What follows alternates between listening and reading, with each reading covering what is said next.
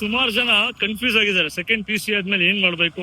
Let's ನೀವು second P U C ಆದ್ಮೇಲೆ PCMB ತಗೊಂಡಿದ್ರೆ ಅಥವಾ PCMC PCMS ತಗೊಂಡಿದ್ರೆ ಇಂಜಿನಿಯರ್ ಮಾಡ್ಬೇಕು ಅನ್ಕೊಂಡಿದ್ರೆ ನನ್ನ ರೆಕಮೆಂಡೇಶನ್ ಏನ್ ಗೊತ್ತಾ, ಗೋ ಫಾರ್ ಕಂಪ್ಯೂಟರ್ ಸೈನ್ಸ್ ಅಥವಾ ಇನ್ಫಾರ್ಮೇಶನ್ ಟೆಕ್ನಾಲಜಿ.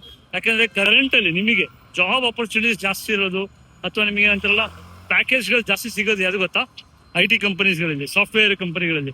ಸೊ ಹಾಗಾಗಿ ನೀವು ಸಾಫ್ಟ್ವೇರ್ ಬಗ್ಗೆ ಓದ್ಕೊಂಡ್ರೆ ಲೈಕ್ ಏನಂತಲ್ಲ ಆರ್ಟಿಫಿಷಿಯಲ್ ಇಂಟೆಲಿಜೆನ್ಸ್, ML, ಪೈಥಾನ್, ನಿಮಗೆ ಕೋಡಿಂಗ್ ಲ್ಯಾಂಗ್ವೇಜ್ ಅಥವಾ ಕರೆಂಟ್ ಟೆಕ್ನಾಲಜೀಸ್ ಬಗ್ಗೆ ನೀವು ತಿಳ್ಕೊಂಡ್ರೆ ಅದ್ ಅರ್ಲಿ ಸ್ಟೇಜ್.